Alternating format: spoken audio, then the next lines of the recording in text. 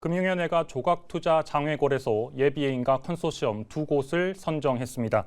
제도적 기반이 마련되자 토큰 증권 STO 기반의 장외거래소 구축이 본격화되고 있습니다.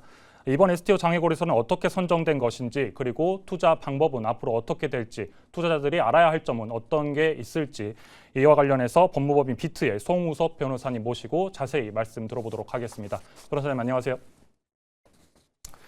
네, 이 금융위원회가 이 STO 장외거래소 예비 인가를 했습니다. 이 STO 장외거래소가 어떤 곳인지 먼저 좀 설명을 좀 부탁드리겠습니다. 일단 STO에 대해 설명드리겠습니다. STO는 Security Token Offering의 약자로 블록체인 기술을 활용해서 증권을 발행, 유통하는 방식을 말합니다. 부동산 수익권이나 프로젝트 파이낸싱, 투자계약 증권 같은 자산을 디지털 토큰 형태로 발행하지만 법적으로는 가상자산이 아니고 자본시장법상 증권으로 규율됩니다. 장외거래소는 한국거래소처럼 상장 주식이 거래되는 정규시장이 아니라 상장되지 않은 증권을 거래하는 플랫폼을 말합니다. 토큰 증권은 기존 상장시장과 다른 구조이기 때문에 별도의 장외 유통 인프라가 필요하고, 이번에 논의되는 플랫폼이 바로 그런 역할을 하게 됩니다. 네, 이 STO 장외거래소 출범까지 여러 단계들이 남아 있을 것 같은데요. 현재 단계는 출범까지 봤을 때 어느 단계에 지금 속해 있는 상황입니까? 현재는 정식 인가 이전 단계이고요. 네.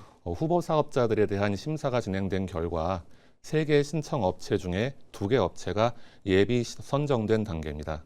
다만 지금 이거는 본인가가 아니고 일정 요건을 전제로 한 조건부 사전 단계입니다.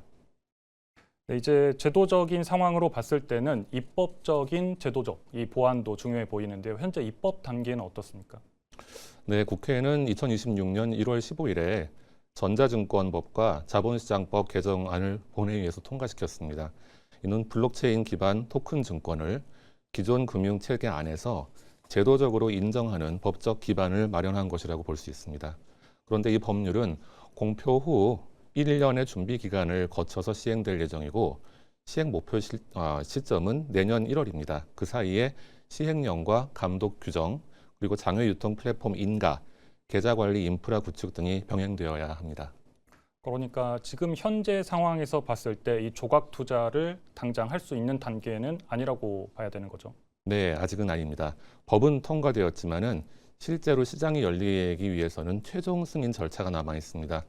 여기서 말하는 최종 승인이라는 것은 단순히 법 시행을 의미하는 것이 아니고, 장외 STO 플랫폼이 본인가를 받고 전산 시스템과 내부 통제 체제가 감독 당국의 기준에 적합하다는 판단을 받는 걸 의미합니다. 네. 사실 이게 새로운 시장이다 보니까 투자 방법이 어떻게 펼쳐질지에 대한 궁금증도 좀 있는 것 같습니다. 앞으로 투자 방식이 좀 어떻게 이루어질 것이라고 보시나요? 네, 현행 입법 구조상 토큰 증권은 인가받은 증권회사를 통해 발행되게 됩니다. 따라서 투자자는 증권회사 계좌를 통해서 참여하게 될 가능성이 높고요. 기존 증권 계좌를 활용할 수도 있고, 신규로 계좌를 개설해서 참여하게 될 수도 있겠습니다. 그러면 이제 언제부터 실제 투자가 가능할지에 대한 부분이 좀 궁금해지는데, 앞서 말씀해 주신 것처럼 이번은 금융위원회 예비인가였습니다. 그렇다면 이제 본인가도 남아있다는 말처럼 들리는데, 앞으로 남은 시간적인 타임테이블을 봤을 때 실제 투자가 가능한 시점 어느 시점이 될까요? 현재 로드맵상으로는 2027년 내년 전면 개시를 목표로 단계적으로 도입될 것으로 예상됩니다. 그 전까지는 시범적 또는 제한적 형태의 상품이 먼저 출시될 가능성이 있습니다. 다만 감독 당국이 안정성과 내부 통제 요건을 매우 중시하고 있어서 일정은 인프라 준비 상황과 감독 심사 결과에 따라서 달라질 수도 있겠습니다. 투자자 입장에서 봤을 때는 이제 투자를 준비하기 위해서 여러 가지 좀 준비하는 절차들도 필요해 보입니다. 현재 투자자 입장에서는 어떤 준비를 하면 좋을 거라고 생각하십니까? 일단 STO 투자 시 가장 중요한 것은 토큰 증권이 가상자산이 아니라 증권이라는 것을 이해하는 것입니다. 토큰 증권에 투자를 한다는 것은 블록체인 기술에 투자하는 게 아니라 그 토큰이 기초로 하고 있는 부동산, 프로젝트 수익권, 투자계약 구조 등에 투자하는 것입니다. 따라서 STO, 토큰 증권, 블록체인이라는 용어가 주는 이미지보다는 해당 상품의 수익 구조가 무엇인지, 그리고 공시 내용은 충분한지, 환매 가능성은 있는지, 유동성 리스크는 또 어느 정도인지 이런 것들을 중심으로 판단을 해야 됩니다. 현재로서는 일반 투자자가 당장 할 수 있는 일은 많지 않습니다. 다만 장외거래소가 최종 선정되고 플랫폼이 본격 가동될 경우를 대비해서 본인이 어떤 자산 유형에 관심이 있는지, 안정성 중심인지 수익성 중심인지, 또 어떤 증권사를 이용할지 등을 미리 생각해 보는 것은 도움이 될 수 있겠습니다.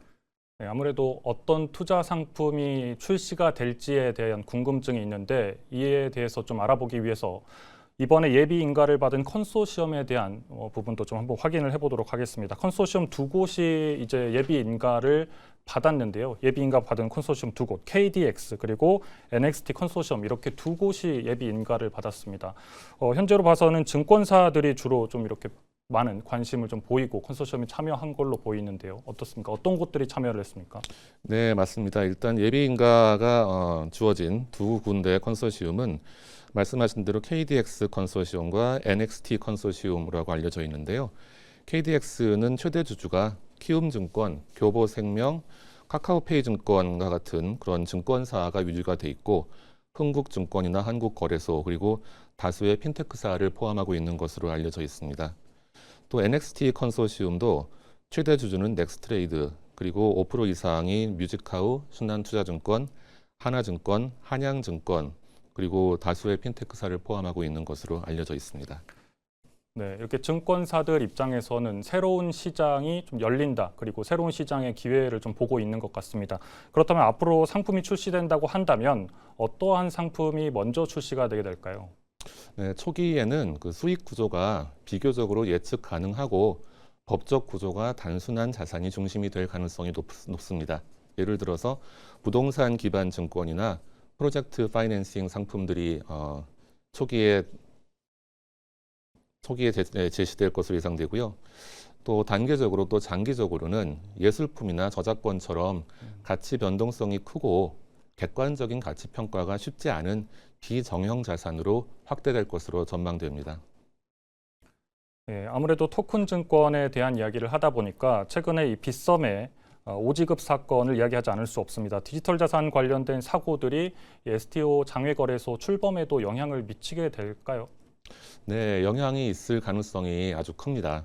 최근 사고들을 보면 단순한 해킹 문제뿐 아니라 내부 승인 절차의 미흡이나 휴먼 에러, 통제 프로세스 부재 같은 운영 리스크도 중요한 원인으로 일단 지적되고 있습니다.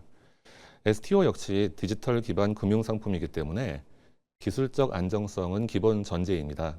여기에 더해서 권한 분리, 이중 승인 체제, 거래 검증 절차, 사고 대응 매뉴얼, 이러한 절차적 통제가 모두 갖춰져야 됩니다. 특히 최근 사고 이후에 금융당국은 단순히 시스템 구축 여부가 아니라 오류를 사전에 방지할 수 있는 구조인가를 더 엄격하게 보고 있습니다. 따라서 STO 장외 플랫폼 선정과 본 인가 과정에서도 기술 안정성뿐 아니라 휴먼 에러를 최소화할 수 있는 내부 통제 체제가 중요한 평가 요소가 될 것으로 보입니다. 이제 마지막 질문 드리겠습니다. 이 STO 장외거래소가 출범하게 된다면 이 출범이 갖는 의미는 종합적으로 봤을 때 어떻게 의미를 평가할 수 있을까요? 네, STO의 제도화는 단순히 토큰을 허용했다라는 의미가 아니고 증권의 디지털 전환을 제도권 안에서 공식적으로 인정했다라는 데 큰 의미가 있습니다. 단기적으로는 안정성 중심의 보수적 출발이 예상되지만 중장기적으로는 자산의 소액화, 유동화를 촉진하는 구조로 변화적으로 이게 이어질 수 있을 것으로 보입니다. 결국 성공 여부는 기술 자체가 아니라 투자자 보호 체계와 시장 신뢰의 축적에 달려 있다고 볼 수 있겠습니다. 네, 오늘 말씀 여기까지 듣겠습니다. 법무법인 비트의 송우섭 변호사님과 함께했습니다. 네, 감사합니다.